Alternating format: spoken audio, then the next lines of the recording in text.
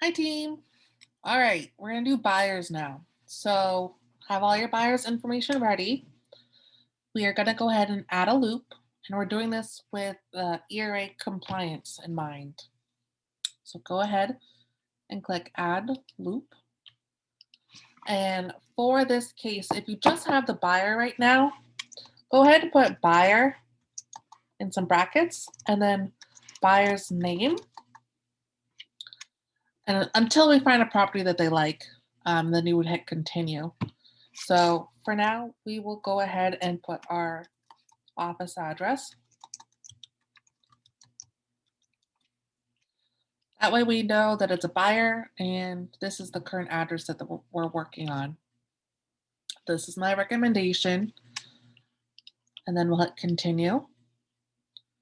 So we have some preloaded templates for ERA purposes. We do have a new buyer residential. Unless it's a Cardis or e-Relo, this is the one you would hit there.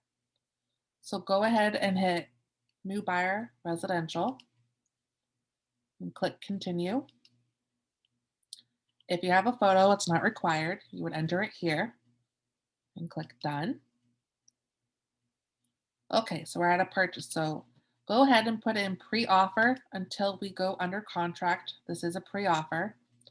If you have a price, go ahead and put it in here now. Otherwise, enter it in when you get it. So for now, we'll put a 250,000. If you have the closing date, enter it in here. Otherwise, put it in when you get it. We'll go ahead and put end of March and click view loop. All right, perfect. So everything's set up here. As you can see, there are no documents in here yet. To add documents, just click in the contract documents. This is where we want to be first. All right, we'll add document, click templates, and then scroll down to where you see new buyer residential and just select all and then click copy, let it copy over, and then click OK. All right, so you see on the left-hand side, these are required documents. I do see the buyer's disclosure missed a lot. Please make sure you're getting that done as soon as you're starting to show the homes. That way that's already taken care of. If they're paying cash, it will be a proof of funds. I'm sorry, it does say that there. So we'll do like a screenshot. It'll have to be a PDF. So we'll have to get that turned into a PDF to put here. And then the broker synopsis. These ones below here are optional. You're not required to do it. The home inspection report, I do recommend that just in case, you go back to the home or um, if you're dealing with one of our listings, it's nice to have that to go back to. Make sure you're checking to see if the home is 1978 or older. So this form would have to be filled out. This is just a pamphlet about the lead-based paint. Uh, this is the contract you actually want to use. I know ERA wants this one, but it's actually this as is the one that we like to use. Let's go ahead and open that and just check it out for one moment here. And let me just scroll through to make sure we have the right document. So yes, that is correct. That's the one that we like to use. Okay. So you're not able to archive these. So what you would do is just grab the file. See the little four triangles there? You're going to drag it up and just hover it over the Florida residential contract. And you're about to replace it. So yes, we'll click yes. Okay. The wiring instructions, your transaction coordinator will help with that. So this home that we're going to do is, let's just archive. We can archive these too if you're not going to use them. Just check the boxes on the side like this. Go up, click archive. We're not completely deleting those documents. We're just putting them aside. And if you want to go back to looking at them, click Show Archive, and they just pop up automatically. And then if you don't want them, go back and hit Hide Archive. All right. So the next step you want to do is fill out the view details. So let's put in just a fake name here, just for training purposes. I'll put in my email. And then you're going to put in the role. So you're working with a buyer. You do need to put in a telephone number. And we do ask you have those two at least. If they have another telephone number, you can put it in here. And if they're married, just put it right here. And once you have all this information, click Add Person. Oh, spelled it wrong here. All right. So it gives you a little alert there. I do recommend, if you do have it, putting the inspector's information. It is helpful for the transaction coordinator. That way they know who they're dealing with. And I don't think there is there is. So there's an inspector here. So see right here, there's all kinds of things you can add in here. When you get the lender's information, you're going to hit loan officer. And when you have the titles information, put the title information here. Okay. And just add person. Oops.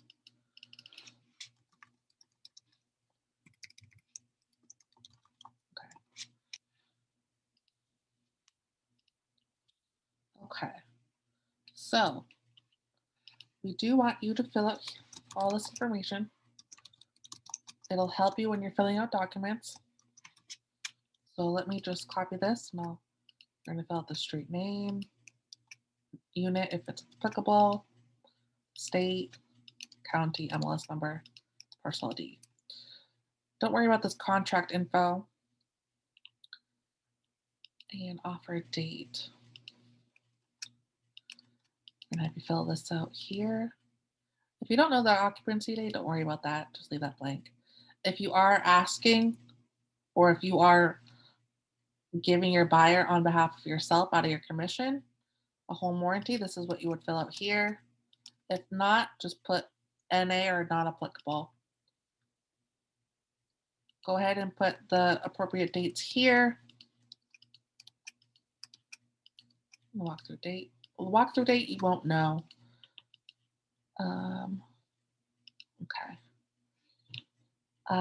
The sales commission total, if you're just working with the buyer, just go ahead and put what that is there. So just the buyer, your offer price. If there's a notary fee, please fill that out. Just go ahead and just worry about the buy side and the transaction fee. So this is where I talk about the ERA does ask you to charge $2.99, or it does come out of your commission if you're not charging it to your client. If it's a Cartus or e-relo, we're not going to charge it. It'll be $0. So just make sure to put that information here. Earnest money held by, that's the title company. You'll fill that out. You'll fill out how much escrow you're putting in with your buyer. You will fill out who the transaction coordinator is going to be. Don't worry about the charge unless you're paying for that out of pocket. Please put in the source of the lead. We do need to make sure that's there because if it's a referral, we know how much to pay out and what the splits are going to be. Okay. Let's see. So expiration date. Don't worry about this here. Since if you're just working with the buyer, we won't need that. Okay. So if you're working on a Cartus or Relo, you won't fill this out, but the ERA or brokerage will fill this out for you. This information is helpful when you are filling out documents. Not all that comes through. Um, I don't think you'll need to fill that out there. Same with the property info. So go ahead and click save. Okay. And then everything should be saved successfully. And then back to loop. All right, so I'm gonna go over this just very brief. There is an autofill feature. So once you fill out all this information, it'll autofill into the document for you. That's where we got the view details from. So if you already filled that out in view details, you just go down here and click autofill. If you do see some missing information, just go ahead and enter it in. So we do ask that you fill out the seller. This is based on the tax records. You can find this in the MLS, IMAP, or the county appraiser websites for the property. If you notice on the MLS that there's some personal property items included, make sure you put that in there if that's what it says in the MLS. Make sure you enter the legal description.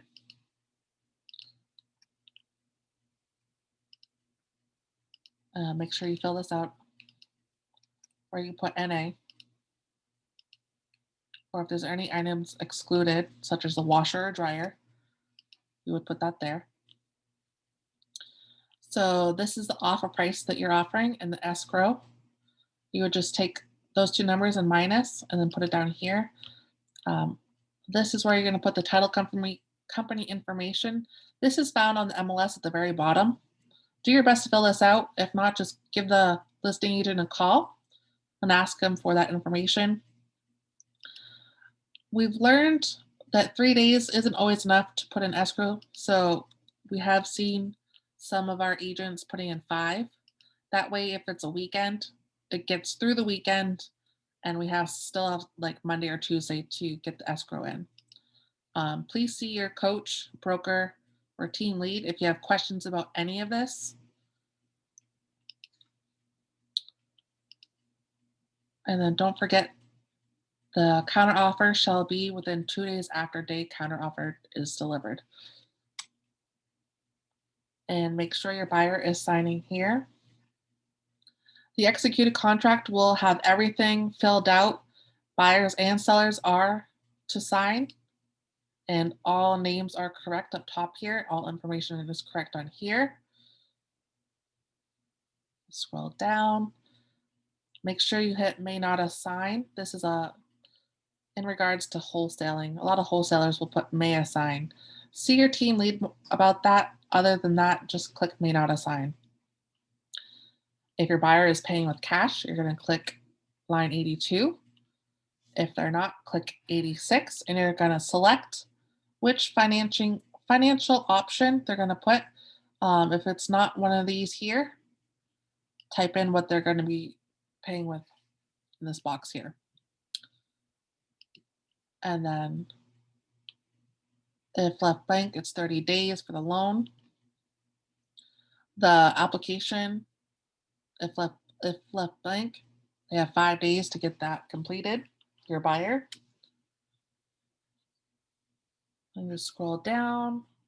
And this is where we would talk about the broker fee of $2.99 that the buyer would pay, or if you wanted the seller to pay for the broker fee or a warranty, you could put it up here. But you'll find those 2 places there. A lot of people just leave this blank. I've seen 5. It's very rare, but you can leave this blank here. And then if the buyer wants to choose the title company, they would click this box here. Typically, the seller will designate the title company, so just go ahead and select line 158. Make sure your buyer signed there. And if they're not asking or getting a warranty, just click NA. Otherwise, put the company name of the warranty company and how much the plan's going to be that they're going to select.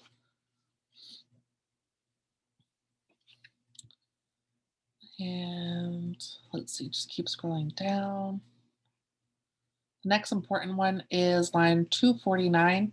This is the inspection period. The typical time frame is 7 days.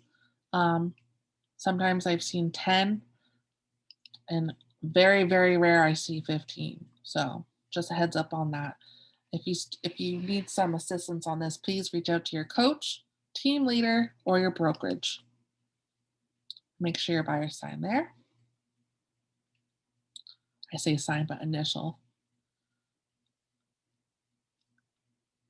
And don't forget, there are some contract classes out there for real estate. I do recommend checking those out at least once a month or once every few months, just to kind of keep you in tune of the latest and greatest in any legality things. Just make sure your buyers are signing here. Just scrolling through. All right.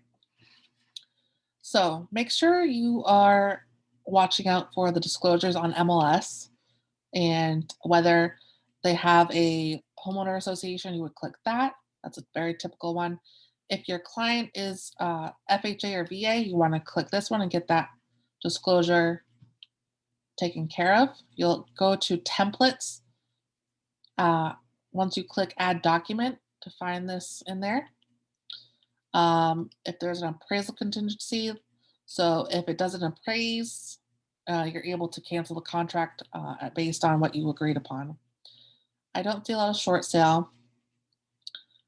Let's see, lead paste paint. We see a lot of that. That's a home that's 1978 or older. And 55 plus communities, you'll see a lot of this in Florida. And then licensee disclosure, that's if the agent owns the home. And then, oh, seller. There should be a seller's disclosure. I don't always see that one here. I think it's just mandatory always. Okay, if there's additional terms, typically people ask for closing costs here, or items of the home, or if the commission is too low, they'll ask for a higher commission. If you have questions about this, please see your coach, team lead, or your broker. And then make sure your buyers sign here. Make sure your buyers sign here. You don't need to fill this part out, the address. This is the important part. So, the cooperating sales, that's the buyer's agent right here, and this is the seller's agent. Please, please, please make sure you're adding your name and Mohammed Khan. This is so when we put it in MLS, well, actually, the listing agent will put in MLS. They are putting in both names. This is so we can keep track of our team numbers, and it's showcased throughout all the realtors' systems. If you do see two names for the listing agents, make sure you're putting those two names and their brokerage, their appropriate brokerage for each one. And then make sure they initial. And that's it. So just save. Don't share just yet. We want to send all at once, so we're all organized. All right, so the MLS broker synopsis.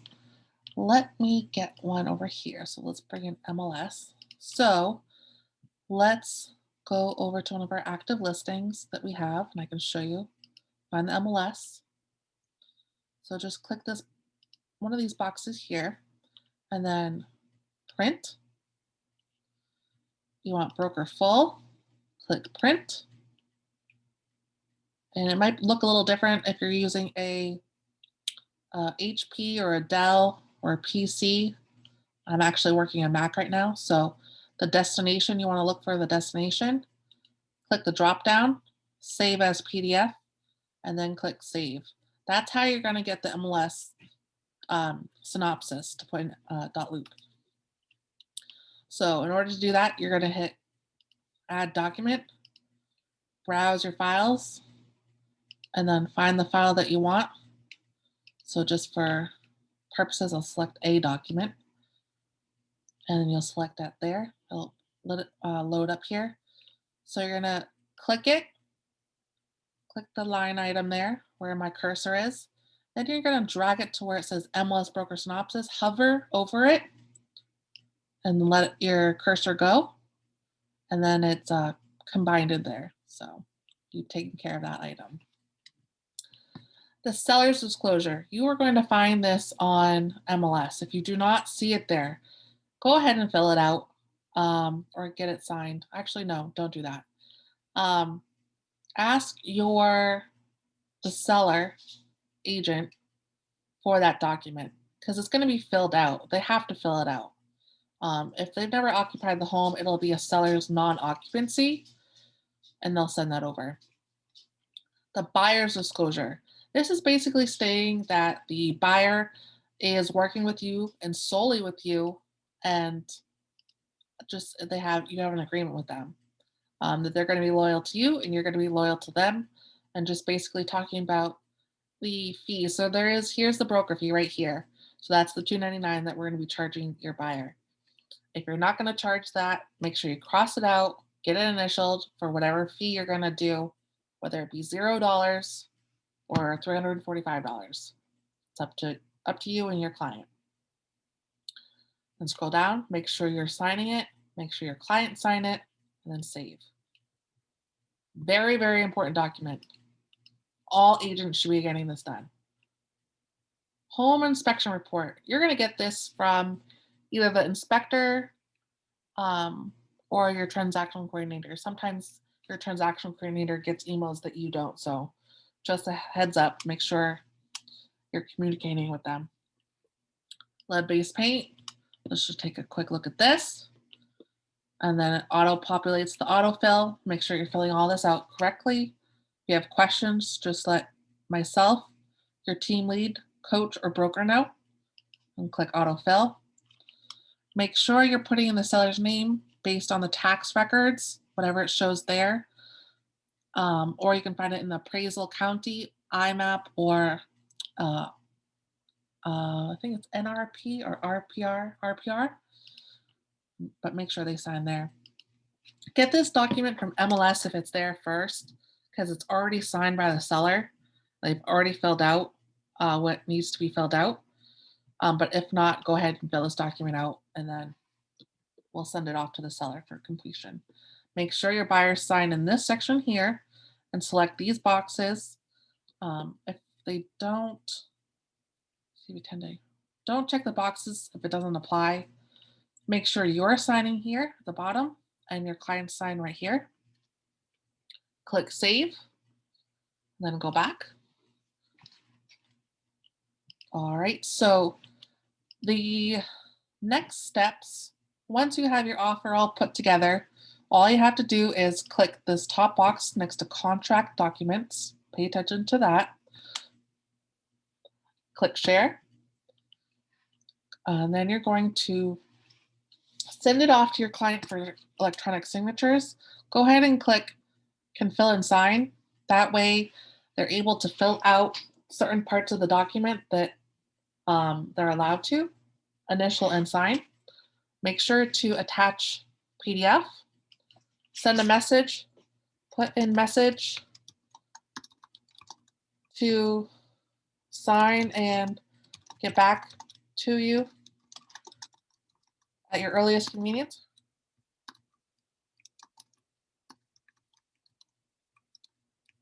Sorry, I'm just quickly typing here. I also like to send the same email to myself. That way I can start and just follow up with it later on the next day or later on in the evening. And then you click share, and it would go to that person. And once all the documents have been signed, you can do the same thing. Go ahead and click this box and then share. And then you're going to find the seller's agent once you put that information in, and then send it off to them as well. Include your transaction coordinator. That way they get a copy and they know that the file is on its way. I would only include the transaction coordinator once both parties have signed. Make sure to, if you haven't already, you can do it down here, add your transaction coordinator. You can find their role under role, scroll down, click transaction coordinator, put their name, email, and telephone number. That way myself, your coach, your broker, anybody that is in this file that has access to this file can call or get in touch with that person. Instead of reaching out to you, they go right to them. Okay, so once all that's completed, I would also, once you have all the documents executed, just click this box, click submit review, and it's going to tell you what items you're missing and documents are missing before it lets you go further. And once you complete all the information, so let's just say Arizona, you're going to click contract documents or whatever file you want to send. For this case, put buy and review. This is going to go to Vicky at ERA. She's going to review it and let you know if there's anything missing. This is just a second look, but it's also a look to make sure you have everything that you need in compliance. Let's see, what else can I tell you guys? I also, just a tip and a trick, I will put the buyer's name and seller name, just so when you go into the file, you know which one to click in. So if you lost this, actually, no, let's put 934 Magnolia. That way, if it cancels, we can just go ahead and put canceled over here. And then we can add a new folder if they go to put in a new offer for another property. New property, the offer, and date, and names. That way we stay nice and organized. All right, so that's all I have for you guys today. But I just want to make sure you had this. I apologize for my dog barking in the background. I will be sending you this shortly, and have a good day. Thank you.